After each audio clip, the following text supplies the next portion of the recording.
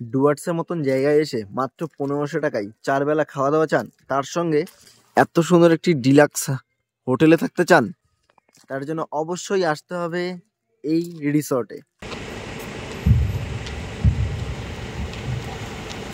এই যে দেখো কমলা লেবু গাছ, দেখো হয়তো উত্তরবঙ্গ এই জন্যই এতটা জনপ্রিয় প্রতিটা পর্যটকের কাছে।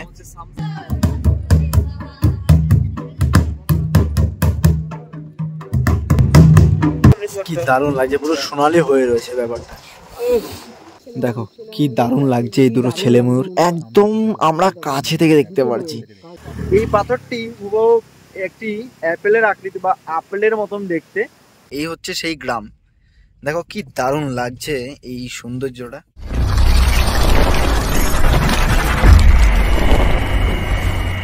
হ্যাঁ, আমাদের গল্পটা শুরু হচ্ছে এই চালসা রেলওয়ে স্টেশন থেকে। আর চালসা থেকে আমরা বাইরে যাব, বাইরে আমাদের গাড়ি অলরেডি চলে এসেছে। আর গাড়ি করে আজকে আমরা আমাদের মূল গন্তব্যে পৌঁছে যাবো। তো চলো। আচ্ছা, আমরা স্টেশন থেকে এখন আমাদের রিসোর্টের দিকে যাচ্ছি। আর মাঝখানে পড়লো এই টিয়াবন ফরেস্ট।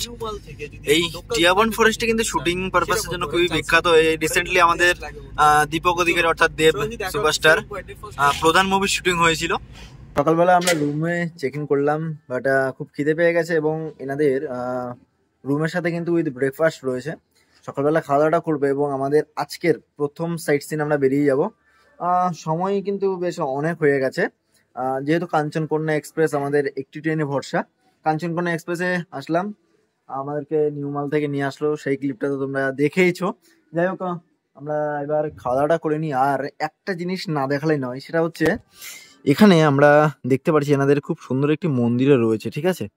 যাই হোক, মহাদেবের মন্দির রয়েছে, একটু দর্শন করে নিই সকাল সকাল। এই রয়েছে বাবার মন্দির, আর এই হচ্ছে এনাদের পুরো প্রপার্টি। যাই হোক, সকাল সকাল আমরা এই ব্রেড অমলেটটা খেয়ে নিই এবং চা আসছে, চাটাও খেয়ে নেবো, তারপর আমরা বেরিয়ে যাব। আমরা খাওয়া দাওয়া করলাম, এখন বেরিয়ে যাচ্ছে আমাদের সাইট সিনে। আজকে আমরা 7 পয়েন্টে ঘুরে দেখবো।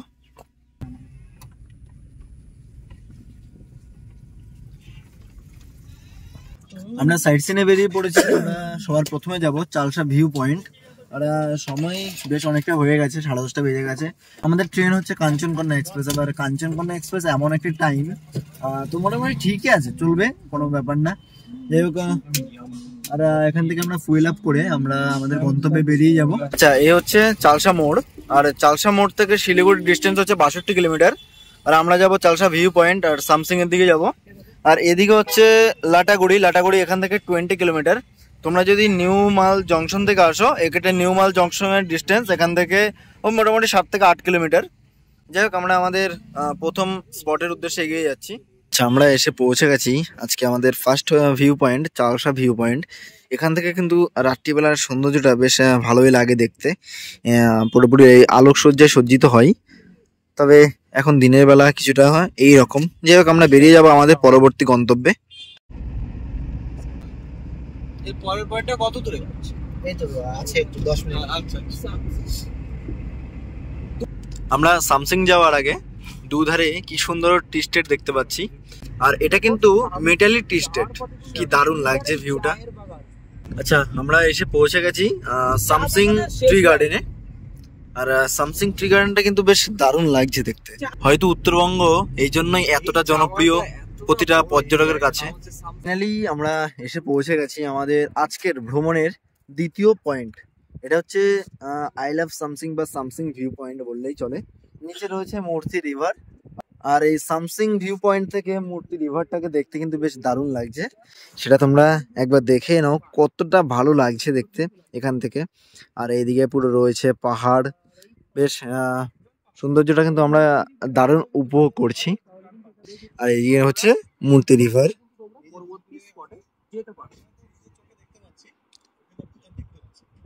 আই লাভ সামসিং, বেশ দারুণ জায়গা। এদিকে আবার টি গার্ডেনও রয়েছে। যাই হোক, আমরা এবার এখান থেকে বেরিয়ে পড়বো আমাদের দ্বিতীয় গন্তব্যে। কি ফোন এটা? এটা ভিভো V29 Pro। ভালো তো না? ক্যামেরাটা কি সুন্দর হচ্ছে না? এই যে দেখো কমলা লেবু গাছ, দেখো। ফাইনালি আমরা এসে পৌঁছে গেছি রকি আইল্যান্ড, ঠিক আছে। জায়গাটা কিন্তু বেশ দারুণ লাগছে, এখানে হোমস্টেও রয়েছে, তোমরা চাইলে থাকতেও পারো। আর এই হচ্ছে মূর্তি রিভার থেকে আমরা একদমই কাছ থেকে দেখবো। আর এই বীজটা বেশ দারুণ লাগছে।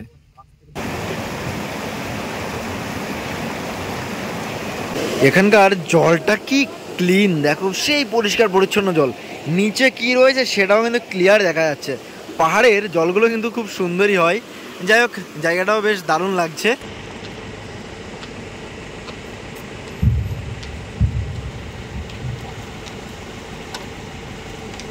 আমরা আমাদের ভ্রমণের মধ্যে একটি এক্সট্রা পয়েন্ট অ্যাড করলাম, সেটা হচ্ছে এই কুমানি ভিউ পয়েন্ট বললেই চলে, বেশ দারুণ লাগবে। আর এই জায়গাটি আমরা ঝালং যাওয়ার পথে নতুন করে অ্যাড করলাম। আমরা এখন অতিক্রম করছি মূর্তি নদী বা মূর্তি ব্রিজ বললেই চলে। এ হচ্ছে মূর্তি নদী, আর এর ঠিক এই সাইডটা হচ্ছে জলপাইগুড়ি ডিস্ট্রিক্ট এবং এই সাইডটা হচ্ছে কালিম্পং ডিস্ট্রিক্ট। আচ্ছা, আমরা আরো একটু অফবিট প্লেসে যাচ্ছি, বাট এখানকার যে ভিউটা দেখতে পাচ্ছি বেশ দারুণ লাগছে। আর অফবিট প্লেসটা হচ্ছে মৌরিগ্রাম।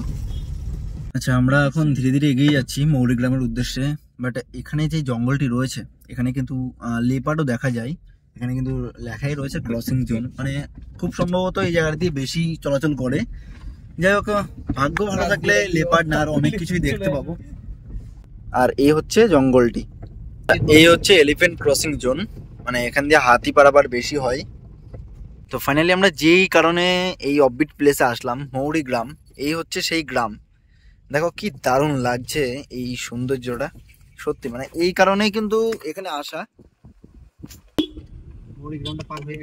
আচ্ছা, মৌরিগ্রাম আমরা অতিক্রম করছি, আর সামনে হচ্ছে জলঢাকা নদী। জলঢাকা নদীর ঠিক ওপারে হচ্ছে ভুটান।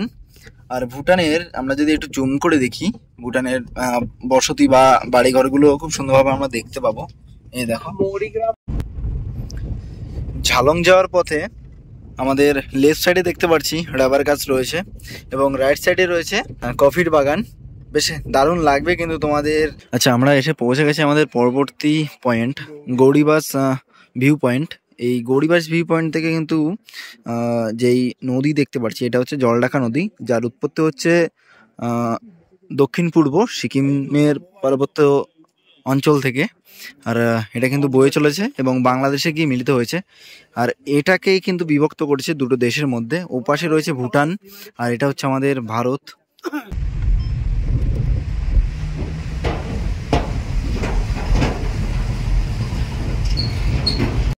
ওয়ে টু বিন্দু, আমরা ঝালংয়ের বিন্দুতে প্রবেশ করলাম। আমরা বর্তমানে রয়েছি জলঢাকা জলবিদ্যুৎ কেন্দ্রে। আর আমাদের ঠিক লেফট সাইডে রয়েছে ভুটান এবং ইন্ডিয়া, তার ঠিক বর্ডার। আর এটা হচ্ছে জলঢাকা নদী।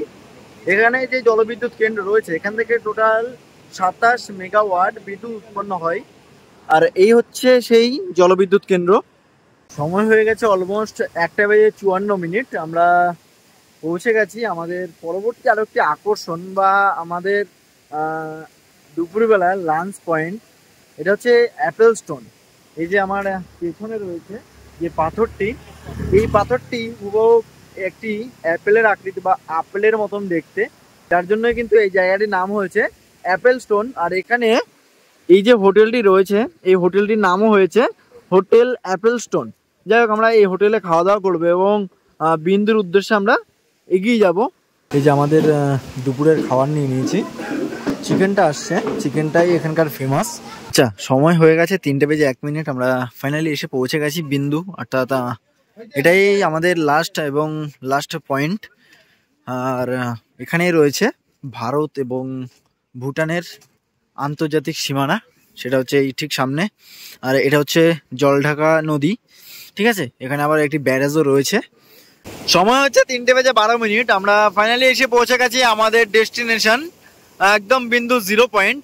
এরপরে কিন্তু ভারতের আর কোনো রাস্তা নেই। আর এদিকে হচ্ছে পুরোপুরি ভুটান। এই যে ভুটানের ক্যাম্প রয়েছে, মানে বিএসএফ ক্যাম্পগুলো রয়েছে আর কি। আর এটা হচ্ছে জলঢাকা নদী, আর জলঢাকা নদীর ওখানে বাঁধও রয়েছে। বাঁধের দৈর্ঘ্য হচ্ছে 140 মিটার। আর জলঢাকা নদী কিন্তু সিকিম থেকে আসছে। আর সিকিমের পার্বত্য হিমালয় থেকে কিন্তু এই জলঢাকা নদী আসছে এবং এই জলঢাকা নদী পুরোপুরি বাংলাদেশে চলে গেছে।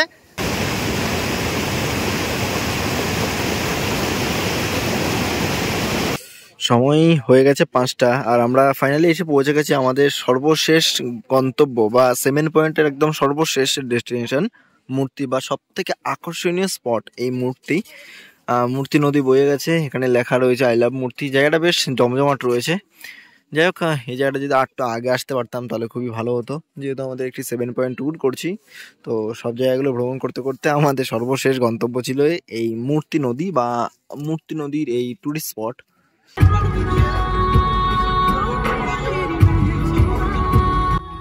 যাই হোক, ভ্রমণটা শেষ করে আসলাম। আর সকালবেলা তো রুমটা দেখানো হয়নি, তাড়াহুড়ো করে বেরিয়ে পড়েছিলাম। এই হচ্ছে আমাদের রুম, এটা হচ্ছে B202। আর রুমের ভেতরে প্রবেশ করলে রুমটা কিছুটা হচ্ছে এই রকম, বেশ দারুণ কিন্তু রুম এনাদের। আর ওভারঅল হচ্ছে এই রকম অনেকটা বড় এই রুম, দেখো। আর এদিকে রয়েছে কিং সাইজ বেড, এদিকে টেলিফোন রয়েছে, এদিকে এসি রয়েছে, এদিকে সোফা রয়েছে, এদিকে চায়ের সরঞ্জাম তো রাখাই রয়েছে, এছাড়াও টি টেবিল রয়েছে, দুটি চেয়ার রয়েছে। আর এই দিকটা হচ্ছে এনাদের ওয়াশরুমটি কিন্তু বেশ অনেকটা বড় রয়েছে। এদিকে বেসিন রয়েছে, এদিকে খুব সুন্দর একটি মিরর রয়েছে, ওয়ার্ডরোব রয়েছে, এদিকেও কিন্তু একটি মিরর রয়েছে। ওভারঅল কিন্তু বেশ দারুণ এনাদের এই রুমটি। যদি এই দিকে দেখি, এদিকটা হচ্ছে সামনের দিক, আর সামনের দিকে আমরা ভিউ কিছুটা এইরকম পাচ্ছি, বেশ দারুণ কিন্তু। ওই দিক থেকে দেখো চাঁদ উঠছে, কি দারুণ অপরূপ সুন্দর এই ভিউটা পাচ্ছি। আরও একটি রুম রয়েছে, প্লাস এখানে এই একটা বিশেষত্ব হচ্ছে এই যে ডোরটা, এই ডোরটা যখন আমরা খুললাম, ডোর খোলার পরে আমরা কিন্তু ওই রুমে শিফট হয়ে যেতে পারবো, ঠিক আছে। 7 পয়েন্ট ভ্রমণ সেরে আসলাম, এখন নিচে বনফায়ার হচ্ছে, তো চলো যাওয়া যাক বনফায়ার এবং আর কি কি হচ্ছে সবকিছু দেখিয়ে দেবো। আচ্ছা, 7 পয়েন্ট আমরা ভ্রমণ শেষ করে আসলাম, সারাদিন প্রচন্ড ক্লান্ত ছিলাম, এখন একটু এই আগুনের তাপে এবং কিছুক্ষণ আমরা রেস্ট করব এখানে বসে। আর এখানে বারবিকিউ হবে। প্রাইস কত কি রয়েছে আমি স্ক্রিনে বারে শো করে দিলাম, এবং ডেসক্রিপশন বক্সে আমি সমস্ত কিছু দিয়ে রাখবো। আর রাত্রিবেলা এনাদের এই রিসোর্টটি কিছুটা এইরকম সুন্দর। নিয়ে নিলাম এই চিকেনটা, কিন্তু তোমাদের এই যে রুমের আমাদের যে প্রাইস রয়েছে বা রুমের মধ্যে কিন্তু না, একদমই সম্পূর্ণভাবে এটা আলাদা তোমাদেরকে নিতে হবে। রাতে ডিনার করব, তো ডিনারে কি কি রয়েছে একটু দেখি দুপুর দিয়ে। এ হচ্ছে আমাদের রাতের ডিনার। রাতের ডিনারে আমরা বেশ অনেকগুলি আইটেম নিয়েছি। যাই হোক, খাওয়া দাওয়াটা করে নিই এবং তোমাদের সাথে কথা হচ্ছে আগামীকাল সকালবেলা। গুড মর্নিং, কেমন আছো? প্রথম দিন আমরা খুব সুন্দরভাবে ভ্রমণ করলাম, আজ আমাদের ভ্রমণের দ্বিতীয় দিন। আজকে আমরা যাব সাফারি করতে। সকালবেলার ব্রেকফাস্ট চলে এসেছে আমাদের রুমে। সকালবেলার ব্রেকফাস্টে কি কি রয়েছে একটু দেখিয়ে দিচ্ছি। এদিকে রয়েছে ব্রেড, এদিকে অমলেট, এদিকে রয়েছে জ্যাম, এদিকে রয়েছে বাটার, আর এদিকে আমার ফেভারিট চা জল। এই নিয়ে হচ্ছে আমাদের টোটাল সকালবেলার ব্রেকফাস্ট। আজকে আমরা ভ্রমণে যাব, আমাদের সাফারি রয়েছে। তার আগে আমাদের যে রিসোর্ট ফরেস্ট রিসোর্ট ক্লাব, এই রিসোর্টের দু একটা রুম তোমাদেরকে দেখিয়ে দিই। এই হচ্ছে এনাদের রুমগুলো বা কটেজ টাইপস বলতে পারো। আর এগুলোর কিন্তু একটা নাম দেওয়া রয়েছে, এ ব্লক, বি, সি, ওদিকে রয়েছে তোমার আর ব্লক, এদিকে ওয়াচ টাওয়ার। এ হচ্ছে এনাদের প্রপার্টি, অনেকটা বড় এরিয়া নিয়ে। তো চলো দেখি এই ব্লকের একটি রুম তোমাদেরকে দেখিয়ে দিই। বেশ সিঁড়ি টাইপস করা রয়েছে, আর এটা হলো দোতলা সিস্টেম। এটা হচ্ছে তিস্তা, ঠিক আছে। রুমটা কিছুটা এইরকম পাচ্ছি, খুব সুন্দর, কাপলদের জন্য কিন্তু বেস্ট হতে পারে, আর দুজন খুব সুন্দরভাবে থাকতে পারবে। এসি রয়েছে, আর এই হচ্ছে উপরের সিলিংটা, বেশ দারুণ লাগছে কিন্তু। এদিকে টিভি রয়েছে, এদিকে টেলিফোন রয়েছে, চেয়ার রয়েছে, টি টেবিল রয়েছে, সোফা রয়েছে। বাইরের ভিউ কিছুটা তোমরা এরকম পাবে, আর এদিকেও ভিউ পাবে। আবার এদিকে ব্যালকনি রয়েছে, ব্যালকনিটা তোমাদেরকে একটু দেখিয়ে দিই। এদিকের ব্যালকনিটা কিছুটা এইরকম। এই রুমটিও কিন্তু সেম, বাট এখানে আরামসে তোমরা 3 জন থাকতে পারবে, ঠিক আছে। তোমাদেরকে তো রুম দেখিয়ে দিয়েছি, এবারে খাওয়া দাওয়া করতে হবে, কারণ আমরা আমাদের যে সাফারি রয়েছে সেই সাফারির উদ্দেশ্যে বেরিয়ে যাব। সাফারি টাইম হচ্ছে দুপুর 1:30টার সময়, তো অলমোস্ট 1টা বেজে গেছে, চলো যাওয়া যাক। এদিকে কিন্তু এনাদের এই সুইমিং পুলও রয়েছে, বেশ অনেকটা বড় এই সুইমিং পুলটি। সময় হয়ে গেছে 1:40। আমরা চলে এসেছি ডাইনিং এরিয়ায়। এখানে ভাত, ডাল এবং চিকেন আরো অন্যান্য আইটেম থাকে, বাট আমি তো ওগুলো স্কিপ করি, খাই না। আচ্ছা, আমরা যে রিসোর্টে রয়েছি সেটা হচ্ছে রিসোর্ট ফরেস্ট ক্লাব। আর এখানেই কিন্তু আমাদের এই যে গাড়ি চলে এসেছে, অর্থাৎ জিপ চলে এসেছে। এই জিপে করে কিন্তু আমরা সাফারি করব। আর এনাদের এই রিসোর্টটা কিন্তু বেশ অনেকটা সুন্দরই আছে, বেশ দারুণ। ঠিক আছে, এটা নিয়ে একটা ডেডিকেটেড ভিডিও কিন্তু রয়েছে আমাদের চ্যানেলে, চাইলে তোমরা দেখে নিতে পারো। বাট আমাদের এই যে সাফারির গাড়ি কিন্তু চলে এসেছে, এই সাফারির গাড়ি করে আমরা আজকের ভ্রমণে বেরিয়ে যাব। যাই হোক, বেশ দারুণ কিন্তু এনাদের এই প্রপার্টি। আচ্ছা, সময় হচ্ছে এখন 2:47। আমরা আমাদের গন্তব্যে এসে পৌঁছে গেছি। এখানে টাইমিংটা দেওয়া রয়েছে, সেটা একটু দেখিয়ে দিলাম তোমাদেরকে। ফার্স্ট, সেকেন্ড, থার্ড 3 রকম হয় এবং সময় অনুযায়ী কিন্তু এটা আবার ডিফারেন্ট টাইমও হয়। দেখো দেখো, জঙ্গল সাফারির শুরুতেই আমরা দেখতে পেয়ে গেছি একটি পিককের, কি দারুণ। আমরা এবার ধীরে ধীরে কোর এরিয়ায় প্রবেশ করব। আচ্ছা, আমরা করিডোরে প্রবেশ করার আগে একটি গ্রামে দাঁড়িয়েছি। এই গ্রামটা হচ্ছে বুদুরাম বনছায়া গ্রাম। গ্রামটা কিছুটা এইরকম। আমরা এই ট্রাইবাল গ্রামে এসে মুহাবেল দেখতে পাচ্ছি। দেখো বেলটা দেখো। এই হচ্ছে আমরা ধীরে ধীরে এগিয়ে যাচ্ছি আমাদের ভ্রমণে। এবার ধীরে ধীরে আমরা আরো কোর এরিয়ায় প্রবেশ করব। একটি গাড়িতে টোটাল 6 জন করে ভ্রমণ করতে পারবে। ভ্রমণ কস্ট কত কি রয়েছে সেগুলো তোমাদেরকে আমি ভ্রমণের শেষে জানিয়ে দেবো, ঠিক আছে? ভ্রমণের শুরুতে আমরা একটি হরিণের দেখা পেলাম, আর ওটা কিন্তু ছিল সোনার হরিণ, তাই তো নাকি? সোনার হরিণ, হ্যাঁ একদমই ঠিক, সোনার হরিণ দেখতে পেলাম। যাই হোক, এবার ধীরে ধীরে আরো কোর এরিয়ায় প্রবেশ করবো। তো দেখা যাক কি কি দেখা মেলে। কি দারুণ লাগছে, পুরো সোনালি হয়ে রয়েছে ব্যাপারটা।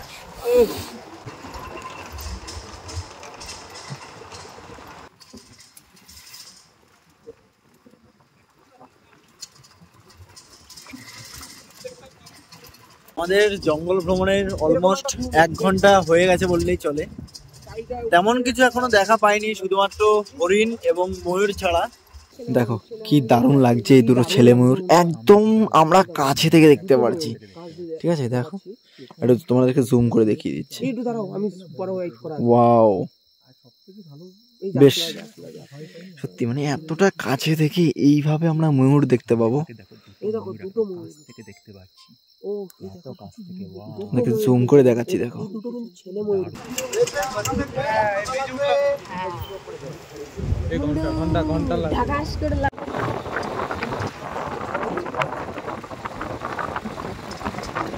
দেখো কিছু দেখা পাই কিংবা না পাই, অন্তত ময়ূরের দর্শনটা কিন্তু বেশ ভালোভাবেই পেয়ে যাচ্ছি আমরা। দেখা যাক, এখনো তো আমাদের হাতে বেশ অনেকটাই সময় রয়েছে। যদি কোনো অ্যানিমেলসের সাথে দেখা হয় তা তো বেশ ভালোই জমে উঠবে আমাদের এই ভ্রমণ। সত্যি বেশ দারুণ লাগছে। কাঞ্চনজঙ্ঘা দেখা পেলাম, তোমাদেরকে একটু জুম করে দেখাচ্ছি। দেখো, হ্যাঁ দেখো কি দারুণ লাগছে। মানে আমরা এখান থেকে বললেই চলে, এটা লাটাগুড়ি থেকে আমরা কাঞ্চনজঙ্ঘা দেখা পেলাম। গরুমারা জঙ্গল ভ্রমণ করছি বা গরুমারা ন্যাশনাল পার্ক ভ্রমণ করছি। আর গরুমারা ন্যাশনাল পার্ক ভ্রমণের মাঝে দিয়ে আমাদের অলমোস্ট 1 ঘন্টা ভ্রমণ শেষ করলাম। আমাদের এখনও কিন্তু ভ্রমণ অনেকটাই বাকি রয়েছে। তো এই ভ্রমণের মাঝে আমাদেরকে একটা জায়গায় হল্ট করলো। তো এখান থেকে যে এত সুন্দর একটা কাঞ্চনজঙ্ঘার ভিউ আমরা দেখতে পাবো সেটা সত্যিই ভাবিনি। বেশ দারুণ লাগছে কিন্তু এই ভিউটা দেখে। সাফারির মাঝে খুব সুন্দর একটি দৃশ্য দেখতে পাচ্ছি, সেটা হচ্ছে এই কাঞ্চনজঙ্ঘার ভিউটা। কি দারুণ।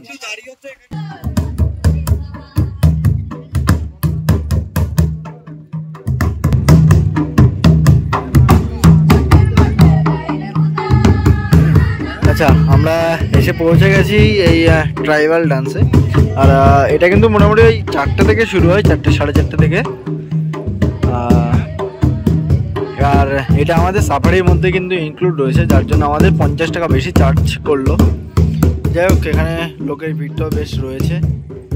আমরা জিপ সাফারি করে আসলাম এবং সন্ধ্যেবেলা খুব খিদে লেগে গেছে। এনাদের এই যে প্যাকেজ রয়েছে, প্যাকেজের মধ্যে কিন্তু রয়েছে চা এবং পকোড়া, বাট চা এবং পকোড়াতে কিন্তু হয় না, যার জন্য এই যে নুডলস নিয়ে নিলাম।